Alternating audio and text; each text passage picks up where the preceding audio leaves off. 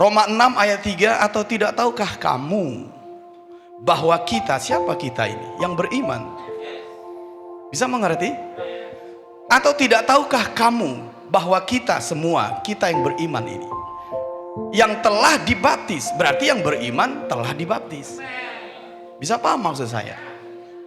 Yang beriman itu telah dibaptis dalam Kristus, telah dibaptis dalam kematiannya. Kesimpulan tadi adalah oleh iman kita, kita dibaptis dalam Kristus.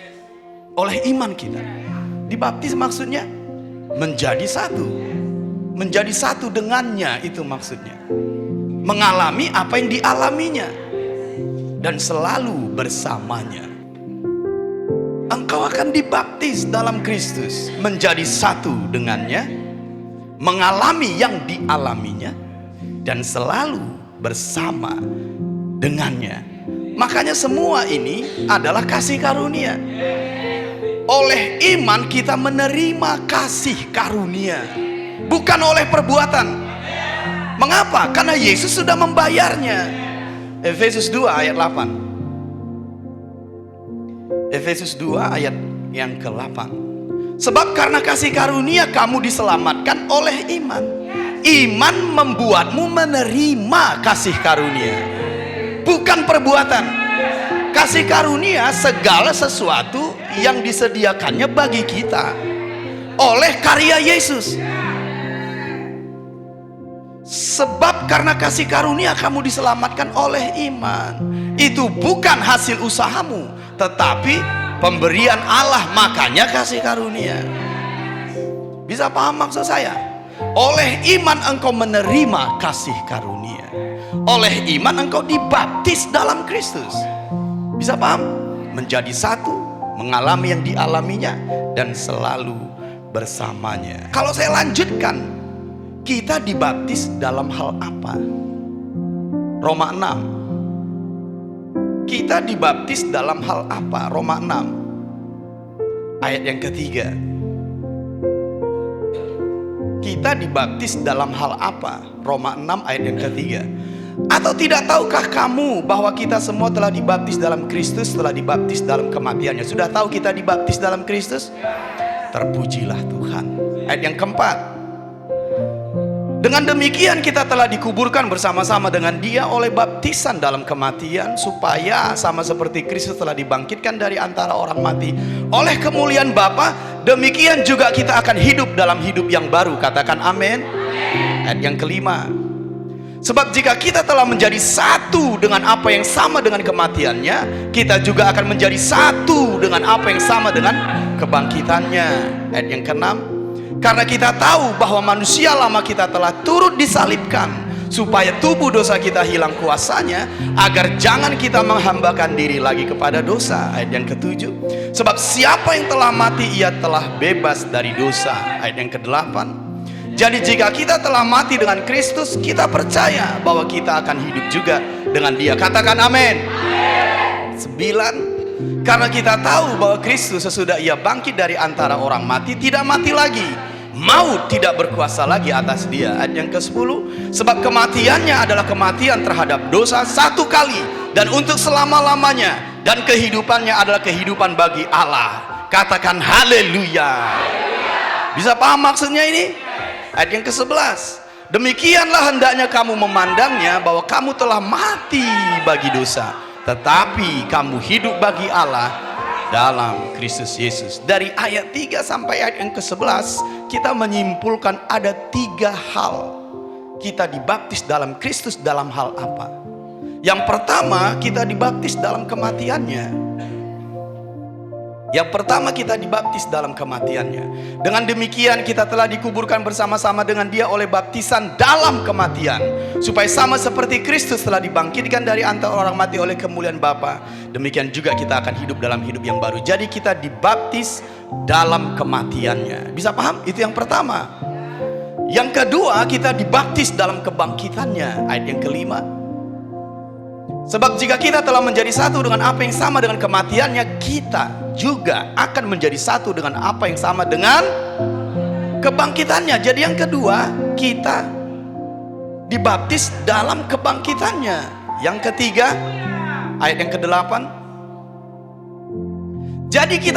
Jadi jika kita telah mati dengan Kristus, kita percaya bahwa kita akan hidup juga dengan Dia. Berarti kita dibaptis dalam kehidupannya. Kita dibaptis dalam kematiannya, kita dibaptis dalam kebangkitannya, kita dibaptis dalam kehidupannya. Perhatikan saya mau membuat kesimpulan karena ini akan kuat sekali kau terima. Kalau kita disebutkan dibaptis dalam kematiannya, dibaptis dalam kebangkitannya, dibaptis dalam kehidupannya, itu artinya engkau menjadi satu dengan kematiannya, dengan kebangkitannya, dengan kehidupannya. Yang kedua, engkau mengalami kematiannya, mengalami kebangkitannya, mengalami kehidupannya. Bukan hanya itu, engkau bersamanya saat dia mati, engkau bersamanya saat dia bangkit, engkau bersamanya saat dia hidup selama-lamanya. Karena engkau di dalam dia, dia di dalammu. Haleluya. Saya mau kita merenungkan itu dulu 1 menit saja. Bagaimana engkau menerima engkau mati bersamanya? Bagaimana engkau menerima di dalam imanmu dan pikiran rohmu atau imajinasi rohanimu, engkau bangkit bersamanya. Dan sekarang engkau hidup bersamanya. Coba renungkan. Bisa mengerti maksud saya? Kalau kau percaya, engkau mengalami kematiannya, mengalami kebangkitannya, mengalami. Saya mau bertanya samamu dan berikan respon dengan tegas. Kau percayakah ini? Berarti engkau sudah dibaptis. Selesai. Makanya kita orang yang bahagia. Oleh iman kita menerima ini. Nah, saya ingin membuat bahagiamu itu akan semakin kuat lewat penjelasan saya setelah ini. Bisa paham? Karena mati bersamanya, bangkit bersamanya, dan hidup bersamanya itu tidak seorang pun bisa melakukan itu kecuali Yesus sendiri. Yesus mati untuk apa, saudara? Itu dulu supaya kita mengerti. Yesus mati untuk apa? Berarti kan kita juga mati bersamanya. Untuk apa? Apa berkat yang kita peroleh supaya rasa syukur kita itu mendalam. Yesus mati untuk apa? Engkau juga mati untuk itu. Karena kita bersamanya menjadi satu, dibaptis. Haleluya. Ibrani 2 ayat 14. Karena anak-anak itu adalah anak-anak dari darah dan daging, maka ia juga menjadi sama dengan mereka dan mendapat bagian dalam keadaan mereka. Kita baca dengan kuat. Supaya oleh kematiannya ia memusnahkan dia, yaitu iblis yang berkuasa atas maut. Cukup jelas. Apa maksudnya memusnahkan? Iblis bukan berarti dia tidak ada. Lihat ya, di situ disebut memusnahkan dia, yaitu iblis yang berkuasa atas maut. Maut datang karena dosa. Roma 5:12. Sebab itu sama seperti dosa telah masuk ke dalam dunia oleh satu orang, dan oleh dosa itu juga maut. Demikianlah maut itu telah menjalar kepada semua orang, karena semua orang telah berbuat dosa. Katakan, dosa melahirkan maut. Jadi Yesus mati, saudara, terhadap dosa. Ilustrasi saja begini, kalau kita mati secara lahiriah, apakah kita berhenti berdosa? Iya, berhenti dong. Kalau kita sudah mati terhadap dosa, bagaimana maut? Ya tidak ada lagi. Karena dosa melahirkan maut. Saya bicara di sini dulu karena saya ingin memastikan, oke? Kalau Yesus mati terhadap dosa, bagaimana dengan maut? Tidak ada lagi, karena dosa melahirkan maut. Bagaimana dengan iblis? Kalau maut tidak ada lagi, bagaimana dengan iblis? Ia tidak berkuasa lagi, karena dia berkuasa atas maut. Bisa mengerti maksud saya? Itu artinya dia memusnahkan iblis. Iblis nggak bisa menjamahmu. Yuk kita baca dengan kuat. 2 ya. Sebab siapa yang telah mati, ia telah bebas dari dosa. Haleluya, kau mengerti. Mengapa bisa begitu? Aku sudah mati bersama Yesus. Makanya Yesus tidak memperhitungkan, Bapa tidak memperhitungkan lagi dosa-dosamu, karena engkau sudah mati. Roma 4 ayat 6. Seperti juga Daud menyebut berbahagia orang yang dibenarkan Allah bukan berdasarkan perbuatannya, ya kita berdasarkan iman. Ayat yang ke-7, berbahagialah orang yang diampuni pelanggaran-pelanggarannya dan yang ditutupi dosa-dosanya. Ya berbahagialah kita. Bagaimana kita bisa mengampuni dosa kita sendiri dengan perbuatanmu? Gak bisa itu, saudara. Ayat yang ke-8, berbahagialah manusia yang kesalahannya tidak diperhitungkan Tuhan kepadanya. Mengapa? Hanya orang mati yang kesalahannya tidak diperhitungkan. Hanya orang mati. Hanya orang mati. Pernah nggak kalian merenungkan kalau Bapa itu tidak lagi melihatmu sebagai manusia lain? Mana kita mati hidup, mati hidup, mati hidup. Yesus kan mati sekali, hidup selama-lamanya. Jadi kau mati sekali, hidup selama-lamanya. Bagaimana hidup mati, hidup mati? Jadi kalau Bapa melihat kita, kita hidup bersama Yesus selama-lamanya. Makanya Bapa tidak pernah menuduhmu lagi, mendakwamu lagi. Bisa paham? Dia selalu menerimamu, selalu menerimamu. Karena engkau ciptaan yang baru, yang lama sudah berlalu, yang baru datang. Hidup bersama Yesus. Nah, kalau kita mati bersama Yesus, yang mati itu apa? Kan kalau kita menerima Yesus dalam hati kita, percaya dan mengaku, fisik kita kan gak mati. Yang mati jadi apa, saudara? Yang pertama, manusia lama.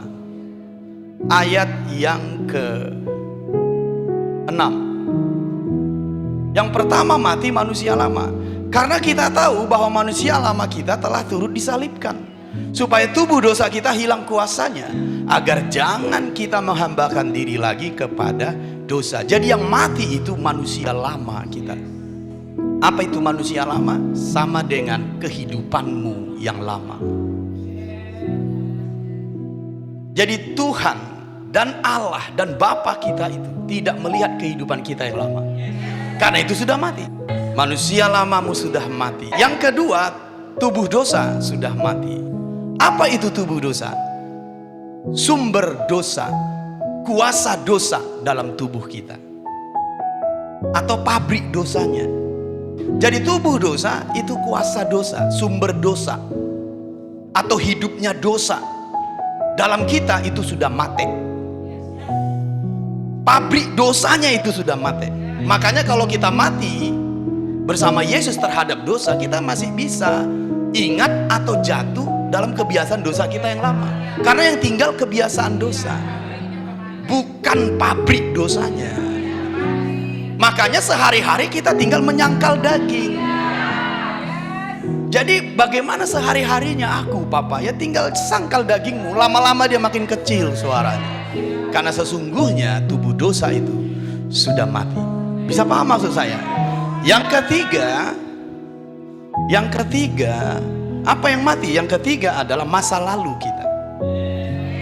Masa lalu kita. Makanya kalau kita datang ke hadirat Bapa, masa lalu kita ini bisa memberikan kita rasa takut, khawatir, mungkin belenggu-belenggu. Datang ke hadirat Bapa, minta roh Bapa menolong kita untuk membebaskan. Dan kamu akan mengetahui kebenaran, dan kebenaran akan membebaskanmu, memerdekakanmu.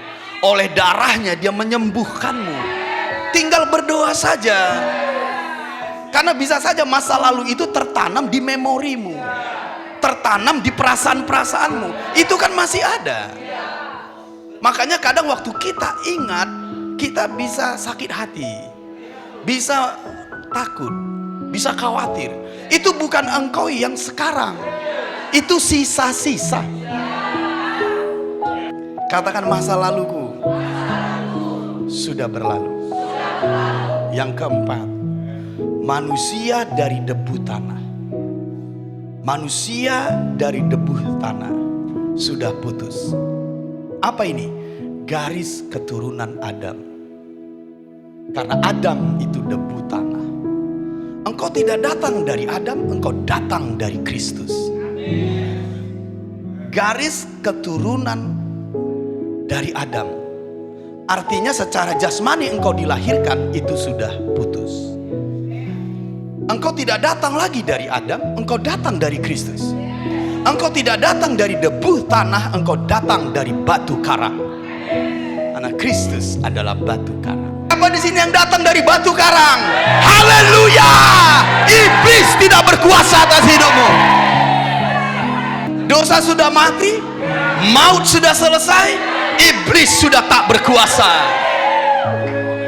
Hiduplah dalam kemenangan, hidup dalam kelimpahan, hidup dalam berkat Bapa. Engkau anaknya laki-laki, anaknya perempuan. Haleluya! Engkau harus beriman seperti itu. Jangan biarkan iblis memperdaya kita. Kita harus menerima kebenaran, dan kebenaran membebaskan. Sesungguhnya manusia lamamu sudah mati, tubuh dosamu sudah mati, masa lalumu sudah selesai. Garis keturunan dari Adam sudah putus. Makanya kutuk sudah putus. Gak ada kutuk dalam kita. Karena oleh garis keturunan inilah kutuk datang. Tapi kalau kita sudah diputuskan dari garis keturunan itu, kutuk juga sudah putus. Bisakah kita beriman seperti itu? Makanya tahu kalian, jangan bersedih umat Tuhan. Tersenyumlah. Kalau kau mati, kau naik ke sorga. Kau gak akan turun ke bawah. Karena maut itu turun ke bawah. Tapi kalau mati dalam Yesus, dia naik ke atas, memerintah bersama Yesus. Amin dengan panjang. Jangan bersedih, jangan lagi berduka. Yesus sudah mati bagi kita. Makanya kalau kau memuji, memujilah, menyembahlah. Haleluya.